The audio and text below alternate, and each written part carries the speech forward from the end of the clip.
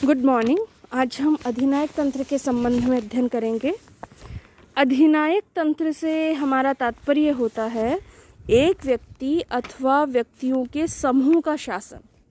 ठीक है, एक व्यक्ति का शासन भी हो सकता है और व्यक्तियों के समूह का शासन भी हो सकता है जो सत्ता पर बलपूर्वक अधिकार कर लेते हैं तथा उसका असीमित रूप से प्रयोग करते हैं।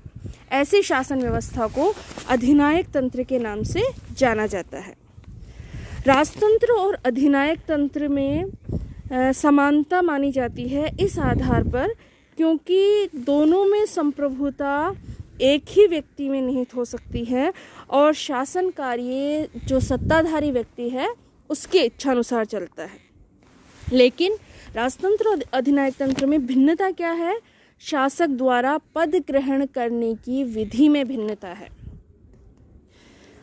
कैसे कि राजतंत्र में तो साधारणतया वंशानुक्रम के आधार पर, वंशानुगत आधार पर पद ग्रहण किया जाता है कि जैसे राजा का बेटा ही राजा बनेगा, फिर उसका बेटा राजा बनेगा, तो इसे कहते हैं वंशानुगत आधार पर पद ग्रहण करना। लेकिन अधिनायक तंत्र में निर्वाचन के आधार पर भी पद ग्रहण किया जा सकता है, सैनिक योग्यता के आधार पर भी सत्ता को हथियाया जा सकता है या विशेष राजनीतिक समुदाय का नेता होने के नाते भी व्यक्ति शासन का नेतृत्व कर सकता है। तो ये अंतर है राजतंत्र और अधिनायक तंत्र में निर्वाचन विधि को लेकर। अधिनायक तंत्र के कुछ लक्षण हैं जैसे सर्वाधिकारवाद। सर्वाधिकारवाद मतलब कि सारी शक्तियां शासक के हाथ में केंद्रित हो जाती है, सारे अधिकार उसके हाथ में केंद्रित हो जाते हैं। नागरिक जीवन का कोई भी ऐसा पक्ष नहीं बचता जिस पर उसका नियंत्रण स्थापित ना हो। तो इसे कहते हैं सर्वाधिकारवाद, जो अधिनायक तंत्र की महत्वपूर्ण विशेषता है, प्रमुख विशेषता है। इसके अलावा प्रजातंत्र का यह विरोधी है। अधिनायक तंत्र प्रजातंत्र का विरोधी है। इसके विपरीत स्वरूप, अधिनायक तंत्र को प्रजातंत्र का विपरीत स्वरूप माना जाता है। इसलिए कई अधिनायकों ने या उनके समर्थकों ने प्रजातंत्र की आलोचना की है, प्रजातंत्र को सड़ा हुआ शव कहा है। प्रजातंत्र में जो संसद होती है, कानून निर्मात्री संस्था, उसे बकवास की दुकानें कहा है। तो इस आधार पर प्रजातंत्र का विरोध करने की प्रवृत्ति हम अधिनायक तंत्र में देख सकते हैं। इसके अलावा अधिनायक तंत्र में एक दल, एक नेता और एक कार्यक्रम की व्यवस्था भी रहती है। अर्थात चाहे किसी भी प्रकार का अधिनायक तंत्र हो, वामपंथी हो चाहे दक्षिणपंथी हो, सब ये विश्वास करते हैं कि एक ही दल होना चाहिए, सिर्फ अपना राजनीतिक दल। इसके अतिरिक्त अन्य राजनीतिक दल के अस्तित्व को वो स्वीकार नहीं करते और एक ही व्यक्ति सर्वोच्च नेता होता है जिसे राष्ट्रीय एकता और सम्मान का प्रतीक माना जाता है और लोग उसी के प्रति अपना श्रद्धा और अपना विश्वास रखते हैं। इसके अलावा जो नेता होता है, जो अधिनायकवादी व्यक्ति होता है, जो सत्ताधारी व्यक्ति होता है, उसे अंतिम निर्णय की शक्ति प्राप्त होती है और उसने जो कह दिया वही कानून है, अर्थात उसके शब्द ही कानून माने जाते हैं। अधिनायक तंत्र में शासक दल का एक अपना निश्चित कार्यक्रम होता है और उस कार्यक्रम के अनुसार ही उन्हें शासन का संचालन करना होता है। इसके अलावा व्यक्तिगत स्वतंत्रता का शत्रु माना जाता है अधिनायक तंत्र को। ठीक है, किसी भी प्रकार का राजनीतिक विरोध अधिनायक दल, अधिनायकवादी व्यक्ति, जो सत्ताधारी व्यक्ति है अधिनायक तंत्र में, वो किसी भी प्रकार के राजनीतिक विरोध को पसंद नहीं करता है। साम्यवाद तो ये कहता है कि व्यक्तिगत स्वतंत्रता तो बुर्जुआ लोगों की धारणा है और फांसीवाद और नाजीवाद भी इसे अतीत की बात मानते हैं। ये अधिनायकवाद के उदाहरण है, अधिनायक तंत्र के ही फांसीवाद, नाजीवाद ये भी मानते हैं कि व्यक्तिगत स्वतंत्रता तो अतीत की बात है, अतीत की व्यवस्था है। तो व्यक्तिगत स्वतंत्रता प्राप्त नहीं होती है अधिनायकवादी शासन व्यवस्था में, अधिनायक तंत्र में। इसके अतिरिक्त जनमत निर्माण के साधनों पर भी कठोर प्रतिबंध होता है।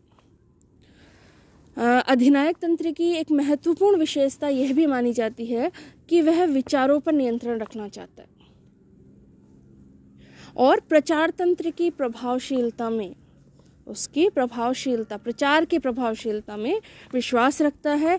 और इसी कारण, इसी दृष्टि से जनमत निर्माण के जो भी साधन हैं, जैसे साहित्य है, समाचार पत्र है, रेडियो है, टेलीविज़न है, चलचित्र है, इत्यादि साधनों पर उसका कठोर नियंत्रण रहता है। सत्ताधारी व्यक्ति का इन साधनों पर कठोर नियंत्रण रहता है। प्रेस, रेडियो आदि जो भी साधन है प्रचार प्रसार के, जनमत निर्माण के, वो सब अधिनायक के पक्ष में ही प्रचार प्रसार करते रहते हैं और अधिनायकवादी व्यक्ति के, सत्ताधारी व्यक्ति के पक्ष में ही जनमत निर्माण का कार्य करते रहते हैं। अर्थात जनमत निर्माण के साधनों को भी अधिनायक तंत्र में स्वतंत्रता प्राप्त नहीं होती है। उग्र राष्ट्रवाद में विश्वास। अधिनायक तंत्र में उग्र राष्ट्रवाद का भाव होता है। शासक वर्ग जनता को अपने नियंत्रण में पूरी तरह बनाए रखने के लिए राष्ट्र के प्रति उनमें भक्ति भावना के भाव को भड़का के रखता है। उनकी राष्ट्र के प्रति भक्ति को भड़काकर उसे चरम सीमा पर पहुंचाने का कार्य अधिनायक तंत्र में, अधिनायकवाद में किया जाता है। जनता राष्ट्र के प्रति भक्ति रखे ताकि शासक वर्ग का जनता पर कठोर नियंत्रण बना रहे, इसलिए उनकी राष्ट्रभक्ति को, राष्ट्रभक्ति की भावना को भड़का के उसे चरम सीमा पर पहुंचा दिया जाता है।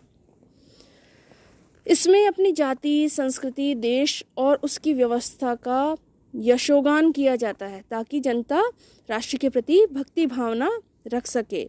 और दूसरे देशों को अपने देश से तुच्छ माना दिखाया जाता है, हीन सिद्ध करने की कोशिश की जाती है। युद्ध और औपनिवेशिक विस्तार भी अधिनायकवाद की एक विशेषता है। जब अपने राष्ट्र की बहुत ज़्यादा प्रशंसा की जाती है तो ये स्वाभाविक है कि युद्ध का मार्ग खुल जाता है। हिटलर और मुसोलिनी को अगर हम देखें तो उन्होंने तो स्पष्ट रूप से युद्ध का प्रचार, जो भी अधिनायकवादी होते हैं, अधिनायक तंत्र के समर्थक होते हैं, युद्ध के प्रति उनकी गहरी आस्था रहती है। युद्ध का, हिटलर और मुसोलिनी भी युद्ध का प्रचार प्रसार किया। हिटलर ये कहते थे कि पुरुष के जीवन में युद्ध का वो ही स्थान है जो स्त्री के जीवन में मातृत्व का है। ठीक है, एक स्त्री के जीवन में ममता का, मातृत्व का जो स्थान है, वही स्थान एक पुरुष के जीवन में युद्ध का है। इतना अधिक महत्व युद्ध को अधिनायकवादी देते थे, अधिनायक तंत्र के समर्थक देते हैं, ये इस बात से झलकता है, इस बात से प्रकट होता है। ये जो भी तानाशाह हुए हैं, हिटलर, मुसोलिनी जैसे, वो अपने देश की आर्थिक उन्नति और अपनी महत्वाकांक्षाओं की पूर्ति के लिए औपनिवेशिक विस्तार की नीति को अपनाने के समर्थक रहे हैं। मुसोलिनी ने तो कहा भी है कि साम्राज्यवाद जीवन का चिरस्थायी और अक्षुण्ण नियम है।